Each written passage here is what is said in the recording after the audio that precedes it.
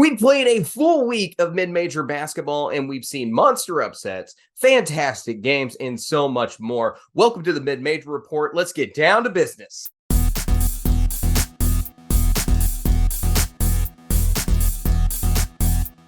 James Madison has to be the hottest story to start this season. The father of our Constitution's university is rocking college basketball and have found themselves not only in the mid-major top 25, but the actual AP top 25. They have beaten the number 18 Michigan State Spartans, and they've hung more than 100 points up on Kent State and preseason MEAC favorite Howard.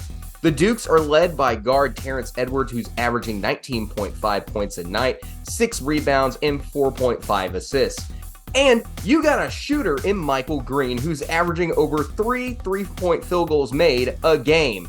And this team loves sharing the basketball. The Dukes rank 37th in the country in assists per game. It's very early in the process, but James Madison looks like they could be an emerging favorite to win the Sun Belt this season. And what's even crazier is the Dukes have a chance to be undefeated this year. Their hardest games, according to KenPom, are already won, and the Dukes won't face a team above 150 in KenPom for the rest of the year. In fact, KenPom has James Madison favored in every game for the rest of the season. Remember when we said to keep an eye out for Daniel Baccio and Louisiana Tech? Well, he's been cleared to play by the NCAA. Baccio has received a waiver from the NCAA and is eligible for the 2023 season. Baccio is a two-time transfer who had previously played at both Texas Tech and Arizona. Why some players are getting cleared and others aren't, I couldn't tell you. You need to talk to the NCAA about that. But this is great news for the Bulldogs. Tech has started their year out 1-1 and has some huge games coming up, like their games against McNeese State and New Mexico. Baccio can help take Louisiana Tech to their next level, contributing his 60% field goal percentage and solid rebounding skills. It would definitely be helpful to guys like Mangum and Allen, who have been holding their own for the time being. Bulldogs face ULM and Southern Utah in their next two games. In things that I can't believe actually happened, Presbyterian, who started this season at 315 in KenPom, went into Memorial on opening night and shocked Vanderbilt. They shocked the Doors 68-62 in Vandy's own house.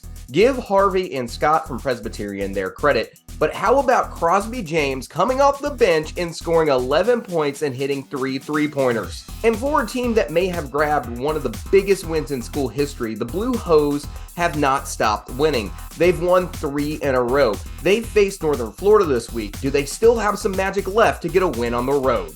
All right, let's check out the mid-major top 25 and then dive into some of our games of the week. Out of the conferences we cover, 3 teams have made the top 5 according to College Insider. James Madison, Liberty, and Drake all made the top 5 3 through 5. Grand Canyon, Furman, Bradley, UNC Wilmington, Northern Iowa, Eastern Kentucky, Charleston, UNC Greensboro, and Middle Tennessee also made the top 25. So, our games to watch this week. You need to catch James Madison versus Radford.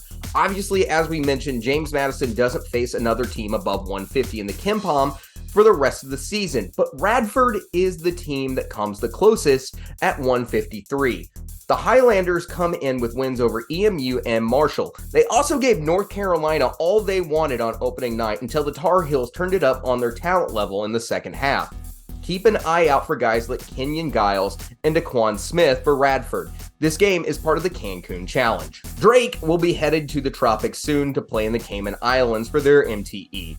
They're starting this tournament off against Oakland. The Bulldogs are off to a 3-0 start and will look to keep that streak going. Also in this tournament are Marshall, Akron, Loyola Marymount, FIU, Utah State, and Stephen F. Austin. This is a big-time event for mid-major basketball, with several of these teams ranking in the top 100 in KenPom.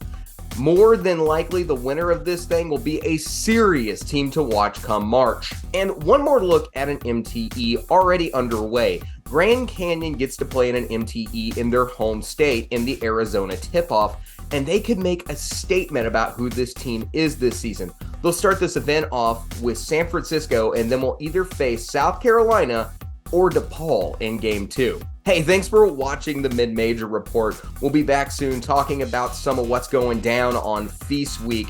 Tons of fun basketball here in the early going. So be sure to like and subscribe to the channel and check out the Hoop Southbound show now on Monday mornings.